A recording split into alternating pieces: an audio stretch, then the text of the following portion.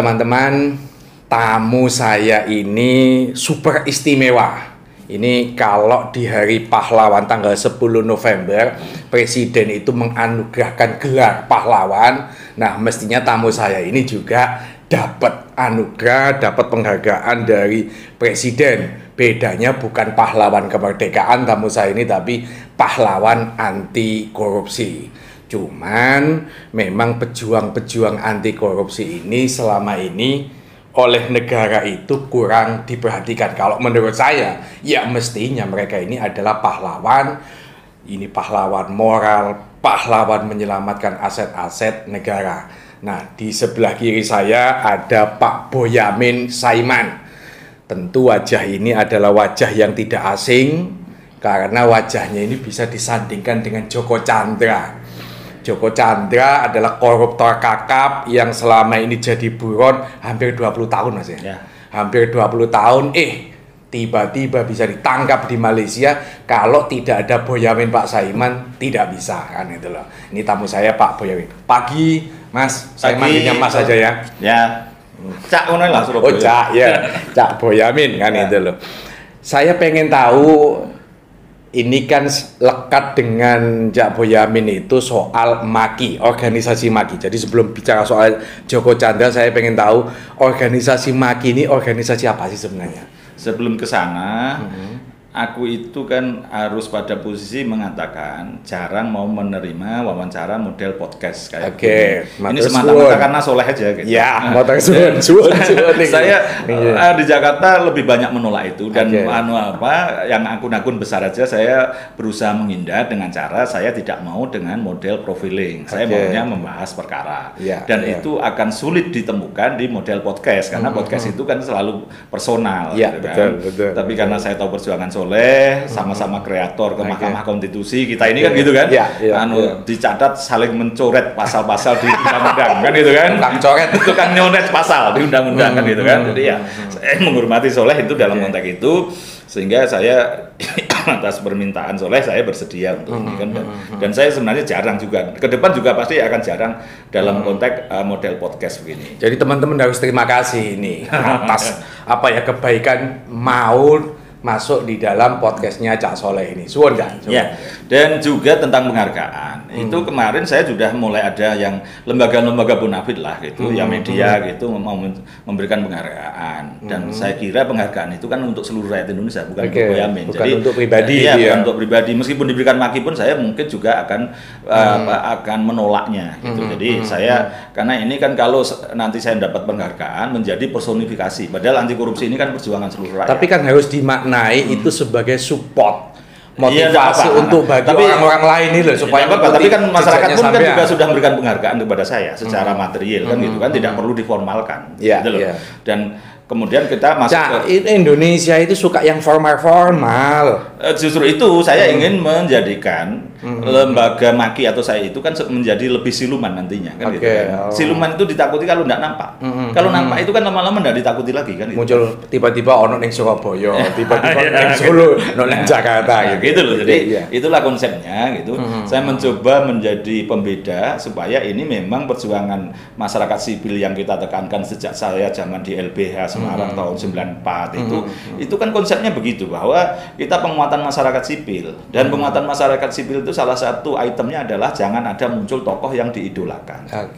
Ini kan biar menjadi gerakan bersama, dan itu sudah kita kembangkan sampai sekarang ini pun saya masih punya ideologi itu. Jadi lebih baik masyarakat yang kuat daripada saya yang tenar. Kan sebenarnya teman-teman, ternyata Cak Boyamin ini bukan sekarang aja terkenal gara-gara Joko Chandra. Ternyata Cak Boyamin ini pernah duduk jadi anggota DPRD. Nah, pada saat itu di Solo itu sudah lama. Jadi ibaratnya nih bicara soal penegakan hukum, mengungkap ketidakadilan, wis mulai biyen wis mendarah daging gitu. Anti korupsi termasuk di DPRD saya menolak purna bakti, saya tidak cairkan. Terus kemudian bagi-bagi proyek 1M dibagi 45 orang saya tolak. Uang perkenalan, uang kunjungan kerja yang dari eksekutif. Jadi beberapa juga anggaran-anggaran yang lain yang menurut saya itu tidak mau. Terus masuk saya itu yang masih punya hutang, itu pajak penghasilan. Itu dibayari negara, meskipun itu sah sampai sekarang. Soal ini apa itu namanya, uang apa itu yang 5% mesti dapat setiap Iya, tahunnya itu. Japung. Enggak, saya menolak. Gitu. Jadi hal-hal yang menurut saya itu seperti Purna Bakti begitu kan. Itu meskipun dianggarkan boleh gitu, saya tolak kan apa? Saya dulu biasa membela buruh. Pesangonnya aja sulitnya bukan main. Kok ini wakil rakyat tiba-tiba cuman 5 tahun ya 2,5 malahan saya. 2,5 tahun itu kan dengan alasan periodenya 5 tahun ini hanya 2,5 maka dikasih Purna Bakti. Saya nggak tega, masa buruh saya aja yang saya perjuangkan untuk mendapatkan pesangon begitu sulitnya, saya wakil rakyat kok mendapat pesangon. Saya tolak itu 5 juta dan akhirnya kembali ke kas daerah. Jadi hal yang demikian sudah saya lakukan lama. Jadi bukan belakangan ini aja, dan teman-teman di Solo, Jawa Tengah misalnya itu saya dulu DPRD Jawa Tengah itu ada yang mau menutup mulut saya 1M, itu udah biasa. Terus EKTP itu bahkan 1 juta US, itu 14M kan. Jadi kalau kemarin urusan Joko Chandra ini kemudian ada 1M saya serahkan KPK, itu ya ketawa-ketawa aja sebenarnya dari sisi itu. Dan itulah, dan Maki juga begitu, memang kita bentuk ini kan perkumpulan aja. Jadi tidak ada struktur, tidak ada program kerja, dan tidak punya rekening. Gitu. Jadi artinya pada posisi itu ini memang saya ingin mencontohkan teman-teman di daerah selalu pengen buka cabang, buka apa, saya menolak untuk buka cabang Maki di daerah. Saya dorong untuk membentuk sendiri, karena model kumpulan inilah yang harusnya kita perjuangkan, sehingga tidak perlu ada program kerja, tidak perlu ada anggaran, dan yang ketiga ini kan ono duit jalan, kalau duit tetap melaku. Ya, gitu kan. Karena memang kita dorong masing-masing pegiat ini sudah punya profesi masing-masing. Jangan kemudian belum punya profesi, belum punya pekerjaan, terus mendirikan lembaga anti korupsi menjadikan itu sebagai pekerjaan. Itu yang salah. Ujung-ujungnya doleh. Iya kan, duit akhirnya. Nah, iya paling tidak boleh anggaran lah. Okay. Nah, tapi kan kemudian yang terjadi di kita ini sebagian yang negatif itu kan kalau tidak tahan godaan bahkan jadi pemeras. Nah, itu yang ingin saya tekankan pada, kalau itu menguji juga konsistensi teman-teman di daerah itu. Kalau memang mau anti korupsi, ya kamu harus punya pekerjaan dulu, harus punya profesi dulu. Jangan sampai kemudian anak-anak pinter lulus kuliah belum punya pekerjaan terus mendirikan LSM. Nah, itu nanti kan lama-lama konsep kita bahwa LSM itu NGO, non government organization itu kan menjadi rancu itu. Kan apa? Kalau dulu zaman Orde Baru LBH itu kan mengerjakan yang tidak dikerjakan pemerintah. Kan itu kan. Dan konsepnya kemudian berikutnya adalah seperti oposisi. Nah, kalau LSM kemudian menyalurkan JPS itu kan berarti mengerjakan tugasnya pemerintah. Menyalurkan JPS kemudian ditilep lagi. Petani atau masyarakat yang sudah mengembalikan JPS-nya tidak nyampe ke negara ternyata dipotong oleh LSM-nya. Ya, nah, ini yang sangat memprihatinkan itu. Maka untuk memperbaiki situasi itu, maka ketika ini banyak tawaran kepada Maki termasuk dari Bank Dunia waktu tahun 2012 itu program kerja sama segala macam, saya tolak. Sederhana cara menolak saya tidak punya program kerja dan tidak punya rekening. Pernah dikasih dana hibah di Pemkot Balikpapan 500 juta 4 tahun yang lalu, ya saya kirim surat, saya tidak bisa menerima itu karena tidak punya rekening itu. Karena tidak punya rekening. Padahal ngekei blege duit ya iso, cuman nah, Cak Boyamin, ini tadi soal Joko Chandra. Sakjane ceritanya sebenarnya itu apakah benar di balik penangkapan itu adalah sampean yang mengungkap itu sehingga mau tidak mau bisa tertangkap ini? Iya, kalau itu kan sudah diketahui publik lah ya, gitu kan, dan banyak hal yang mengakui, termasuk senior kita Pak Mahfud MD pun mengakui itu gitu kan. Menko Polhukam ya. Dan itu juga disampaikan ke publik juga gitu oleh beliau gitu, bahwa memang tidak bisa dilepaskan peran ini dari saya. Ya udah, saya anggap ini penyemangat gitu aja lah gitu kan. Dan saya tetap pada posisi independen, netral gitu, tidak pada posisi pemerintah juga tidak pada posisi oposisi yang praktis. Memang betul saya oposisi dalam arti yang nilai itu iya gitu kan, mengkritisi pemerintah tidak bisa melakukan tugasnya dengan baik, termasuk penegakan hukum. Nah, dalam konteks ini kan termasuk KPK pun sekarang kan jadi tidak menjalankan tugasnya, maka saya tidak punya gigi sekarang. Iya. Atau punya gigi tapi ompong. Joko Chandra ini kan sederhana. Saya aja yang sendirian one man show bisa merekonstruksi ulang dan bisa membongkar. Coba kalau KPK waktu itu radar OTT-nya ditinggikan, saya yakin bisa OTT ini karena vulgar. Karena juga banyak lembaga yang ditembus, bukan hanya satu. Dulu hanya satu, misalnya DPR aja bisa OTT. Misalnya jaksa yang minta uang 100 juta bisa di OTT.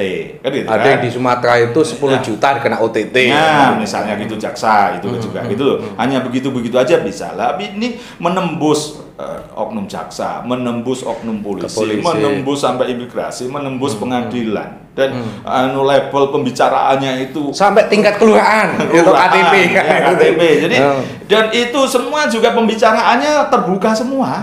Itu loh. Setelah saya lacak itu, misalnya saya dapat data pembicaraannya antara jaksa Pinangki dengan Anita misalnya begitu, seperti obrolan begitu, entah benar tidak, tapi setidaknya saya aja dapat seperti itu, tinggal didalami.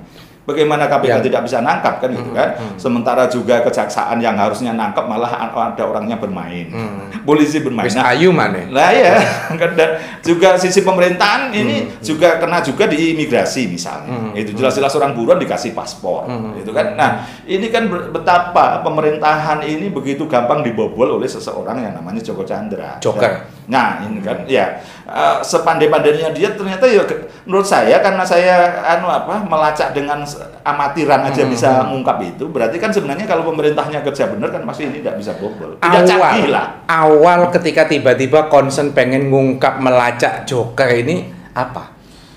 Waktu itu kan tahun 2020 ini agak punya prestasi, termasuk penangkapan Nur Hadi yang tadinya sulit. Saya bikin sayembara berhadiah iPhone 11, banyak informasi masuk saya, kemudian ketemulah seseorang yang dekat dengan istrinya, dan dari pelacakan itu bisa ditangkap. Terus habis itu Nur Hadi yang ditangkap KPK itu ada peranannya sampean juga? Sayembara berhadiah itu kan iPhone. Enggak, maksud saya bahwa itu menjadi apa ya, trigger. Oh ya, ini baru saya ungkap di Soleh juga gitu ya. Gitu. Ya, menjadi trigger itu karena dari informasi yang masuk, bekas sopirnya, bekas pengawalnya, bekas pegawai segala macam itu ketahuan ada satu orang yang punya hubungan dekat dengan istrinya Nur Hadi. Ini sering bertemu. Itu kalau tidak salah betul dulu bekerja di MA juga. Iya. Sering bertemu. Nah, kita kemudian kolaborasi, data itu saya serahkan ke KPK, dan kemudian dipantau betul satu orang ini. Nah, satu orang ini kebetulan ketemu, sudah beberapa kali ketemu dipantau KPK 1 bulanan. KPK butuh untuk surat penangkapan, surat otoritasi dari pimpinan itu untuk menangkap itu baru sebulanan. Tapi selama 1 bulan orang ini sudah dipantau dan sering ketemu istrinya Nur Hadi. Nah, ketika itu kemudian ketemu, habis itu kemudian dikuntetlah istrinya Nur Hadi, ketemulah persembunyiannya. Itu loh. Saya dapat beberapa dokumen terkait 2 orang ini. Gitu. Teman-teman harus ingat, tidak hanya soal Joker, soal tertangkapnya Nur Hadi pun, Cak Boyamin ini juga punya peranan bagaimana info-info yang valid A1 ini bisa diberikan kepada KPK, sehingga KPK itu bergerak untuk melakukan penangkapan di rumah, kalau tidak saya itu ya. Iya, di rumah persembunyian kontrakannya. Dan baru dikontrak 6 bulan itu. Memang berpindah-pindah itu. Nah, itu dari proses itu kemudian tambah 2 prestasi, misalnya tentang saya membongkar Pak Firly naik helikopter di situ-situ. Itu urutannya itu. Iya. Urutannya 2 itu. Nah, maka urusan Joko Chandra kan mulai diungkap di DPR. Saya nggak ngerti apa-apa. Nah, terus kemudian ada beberapa wartawan senior membuli lah, tanda kutip itu. Sudah saya jelaskan. Masa kamu bisa membongkar Nur Hadi, bisa membongkar Firly, urusan Joko Chandra nggak bisa. Jadi dari itu aku ya jengkel, memang nggak ngerti urusan apa-apa gitu kan. Tapi ya ke bully itu kemudian saya ambil positifnya. Saya berarti didorong untuk melacak juga. Ya. Sejak saat itu punya inisiatif, konsentrasi saya ke situ semua untuk melacak itu, gitu kan. Nah, kemampuan melacak tentang OPK itu berarti saya yakin zaman sekarang pasti pakai KTP. Nah, gitu kan. Sementara di luar negeri pasti nggak punya KTP. Kan begitu pikiran saya. Zaman KTP elektronik apalagi harus rekam data segala macam. Harus datang sendiri. Datang sendiri gitu kan. Nah, itulah dari kacamata itu kemudian saya coba melacak alamatnya dia di mana sih, gitu kan. Alamatnya dia di mana? Saya lacak coba apakah dia di KTP-nya kira-kira bisa rekam data atau belum gitu. Ternyata dari proses penelusuran saya ternyata dia rekam data. Nah, barulah itu mulai saya bisa melacak. Oh, ternyata rekam data tanggal 8 Juni siang pagi. Terus berarti dia punya KTP. Dan benar itu saya saya lacak sebelumnya memang dia punya KTP. Gitu loh, untuk dilampirkan peninjauan kembali itu karena sistem PTSP. Dari itu KTP itulah kemudian saya bisa melacak PK-nya diajukan kapan. Terus kemudian ada orang baik setelah saya mengungkap urusan KTP dan urusan KTP ternyata dia urusan paspor masuk, berarti kan dia pernah masuk Indonesia. Nah baru padahal dia nggak punya paspor, kan kok gitu bisa kan? masuk Kok bisa Indonesia? masuk, gitu Apa kan? dia ini jin Nah, atau dia apa? kan ada orang baik lagi yang mempercayai saya udah kenal beliau itu juga udah lama begitu, membocorkan ada surat jalan itu, yang Joko Chandra surat jalan perjalanan Jakarta Pontianak pulang pergi dan surat kemudian baru kelacak lah surat yang berkaitan COVID, bebas COVID padahal tidak pernah tes. Terus kemudian ya surat red notice-nya jadi muncul lagi gitu kan, meskipun alurnya saya tahu tapi sejatinya terus kemudian dapatlah surat red notice itu. Nah dari rangkaian itu kemudian saya buka menjadi berseri di TV One, semua TV, ILC, Mata Naswa segala macam. Maka kemudian saya ya teriak-teriak ini bagaimana kita kebobolan dipermalukan oleh seorang Joko Chandra. Nah nampaknya itu menjadi perhatian keseluruhan pemerintahan, ini berusaha menangkap itu, Polri-nya di deadline oleh pemerintah itu mungkin bisa sampai presiden begitu harus bisa ditangkap. Dan konteks itu juga karena ini antar negara nampaknya ada hubungan antara kedua pemerintah sehingga bisa saling membantu untuk menangkap. Kan? Cak Boyamin ini. Ya. Joko Chandra ini kan kayak saya melihat ini bukan manusia biasa dia, entah Superman entah apa dia bisa menembus tingkat imigrasi kepolisian. Nah, ini apakah menurut Anda ya, apakah memang karena rusaknya birokrasi kita, yang penting duit, bah maling, bah jin yang penting gawe duit, dilayani dengan baik dijadikan itu kenapa itu? Ya karena proses di sistem pemerintahan kita ini kan mau tidak mau kita akui kalau istilahnya dioknumkan itu terlalu banyak oknum yang bersedia membantu hal-hal yang sebenarnya tidak boleh tapi semata-mata karena ada imbalan materi. Jadi ya ini kalau oknum kan 1-2 tapi kalau banyak apakah oknum sebenarnya ini apapun yang memang ini bagian dari berjamaah kalau banyak itu bagian dari keburukan sistem kita juga gitu tapi menjadi tanggung jawab kita bersama juga untuk memperbaiki. Nah saya melakukan ini semua supaya menyumbang negara ini supaya tidak semakin terpuruk kan gitu kan. Setidak-tidaknya kalau saya tidak bisa memperbaiki tapi setidaknya jatuhnya ini tertahan. Gitu. Tertahan tidak lebih jatuh lagi gitu kan. Ya, soal imigrasi. Ini kan mengingatkan dulu pada Gayus Tambunan. Ya. Orang di dalam penjara bisa ngurus paspor.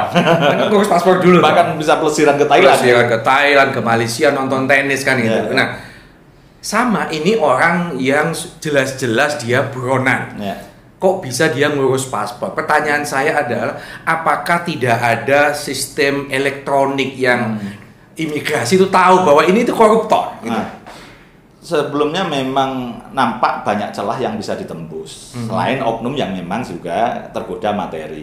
Kalau saya yakin itu tidak tergoda materi atau tidak ada sesuatu yang ngatur itu, saya yakin tidak tembus karena proses imigrasi ini kan kita buat paspor itu kan diwawancara segala macam, harus datang sendiri dan memang Joko Chandra datang sendiri juga. Kalau dulu ya ini kan datang kok bisa dia tidak tahu ini buronan kakap. Dan proses ini juga tidak hanya dilayani oleh bagian petugas depan. Untuk pengesahan paspor itu ada supervisi sampai di tingkat subdirektorat lah misalnya gitu. Dan ini mestinya tidak lolos. Tapi karena apapun sudah lolos dan ini positifnya sekarang dengan kejadian Joko Chandra sekarang semua data buron itu sekarang masuk sistem semua. Termasuk kependudukan masuk, imigrasi masuk gitu ya. Jadi sebelum Joko ketangkep nggak masuk itu berarti? Iya nggak masuk. Ternyata kan ketika saya lacak ke urusan KTP gitu, bagaimana dia bisa buat KTP? Bagaimana Pak Lurah bisa menemui sendiri? Gitu. Ya karena memang datanya buron nggak ada di sistem KTP kita. Jadi saya kemarin dapat ucapan terima kasih dari Dirjen Dukcapil begitu WA ke saya, Mas atas karena Pak Joko Chandra, Profesor Judan Arif. Dosen saya orang Surabaya dulu. Ya, jadi pada posisi itu menyampaikan terima kasih ke saya juga atas karena peran ini. Kemudian sekarang di data EKTP kita tercatat, terpantau orang buron, segala macam gitu. Dan nek maling ayam nggak masuk ya? Iya pokoknya buron, sepanjang DPO gitu loh. Sepanjang DPO masuk gitu, meskipun kecil atau besar masuk. Jadi ini terintegrasi sistem ini. Dan di imigrasi saya meskipun belum dapat kepastian, saya dapat kabar bahwa juga sistem itu masuk. Nah, kadang-kadang kita ini kan perlu tumbal dulu kan gitu. Iya. Untuk memperbaiki. Tumbalnya ibaratnya ini bukan kebo kudandel ini. Kuwede Joko Chandra. Kalau urusan Pak Singgi Suwaji kira-kira lumba-lumba. Gitu. Nah, tadi ini terkait. Nah, pada saat soal dia di Malaysia ada penangkapan, itu menurut sampean itu memang ditangkap oleh aparat kita atau yang nangkap orang-orang kepolisian Malaysia? Kalau jelas itu polisi Malaysia. Polisi Malaysia, Ya, bukan polisi Indonesia ya? Bukan, kan tidak boleh memang. Oke. Gitu loh. Jadi Enggak, karena berita-berita ini kan yang saya baca kita yang menangkap di Malaysia di apartemennya, bukan? Enggak, Ya? polisi sendiri juga mengakui bahwa yang nangkap adalah PDRN, Oh, yang menangkap polisi Diraja Malaysia. Polisi yang Diraja menangkap, Malaysia. baru kemudian dibawa ke pesawat Indonesia bendera Indonesia, kemudian ada serah terima. Formalnya begitu. Oh, gitu. Tapi bahwa polisi kita juga sudah memantau dia sebelumnya di situ, koordinasi dengan polisi Malaysia, mengecilkan kerucut itu untuk supaya tidak bisa bergerak dan tidak bisa keluar. Bahkan Pontianak juga sudah dijaga, Singapura dijaga, jangan sampai dia transit dan pergi ke Papua Nugini. Gitu loh, sudah dijaga betul dan itu sudah terkunci gitu. Dan itu sebenarnya sederhana. Kita nangkep buron itu, pemerintah negara lain akan sangat membantu kalau kita serius. Dan terbukti di kasus Joko Chandra. Jadi artinya buron-buron yang tidak tertangkap itu karena nggak serius. Iya, karena pemerintah sana itu kamu itu main-main atau serius gitu.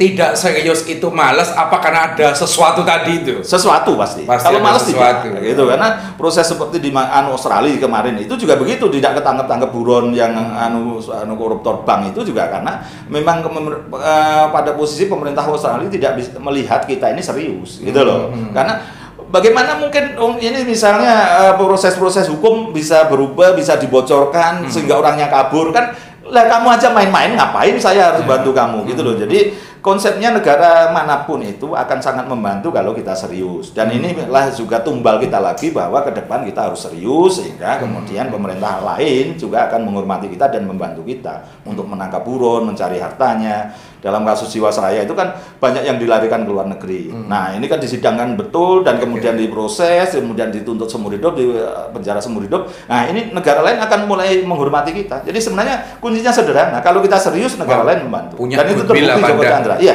Dan saya tahu persis itu, saya yakin gitu, meskipun ini analisa. Saya yakin G2G antara Indonesia dan Malaysia itu sampai level tertinggi pemerintahan. Presiden dan Perdana Menteri. Ada komunikasi. Pertanyaan begini ya. Ketika kasus Joko Chandra rame di media ini, sampai hampir setiap hari masuk TV. Tentu Joko Chandra juga tahu bahwa dia diubah-ubah. Kenapa dia kok tidak bersembunyi di tempat yang aman di Malaysia? Iya, karena waktu itu juga ada pertarungan politik di sana. Kebetulan kalau ini istilahnya wong Jawa itu wis wayahe gitu, sudah waktunya, maka semua hal dulu yang menjadikan melindungi malah mengunci dia. Gitu. Jadi dalam konteks itu pas hari Selasanya Najib Razak dinyatakan bersalah. Sementara Perdana Menterinya itu Muhyiddin Yassin berkepentingan supaya partai saingannya meskipun ikut pemerintahannya yaitu UMNO tidak kuat. Kan itu kan tidak kuat itu salah satunya karena Joko Chandra tadinya punya akses ke petinggi-petinggi UMNO termasuk Najib Razak. Nah disitulah nampaknya Muhyiddin Yassin memanfaatkan itu gitu loh. Justru dengan diserahkannya Joko Chandra ini maka menjadikan kaki tangan Najib Razak dan lain-lain itu menjadi berkurang. Jadi ada konstelasi, ada konstelasi politik. Jadi dulu Joko Chandra itu jadi warga negara kelas 1 di Malaysia dan Papua Nugini, sangat leluasa dan kemudian bisa bisnis, bisa apa segala macam, bisa menjadi tamu istimewa pejabat-pejabat termasuk Perdana Menteri katakanlah gitu. Justru karena dulu kenal inilah ketika perubahan konstelasi politik malah mengunci dia. Gitu. Memang ini wis wayahe gitu, wis sudah waktunya. Jadi semua hal yang dulu membuat perlindungan Joko Chandra sebab benteng, tapi kemudian menjadi seperti mengunci dia gitu.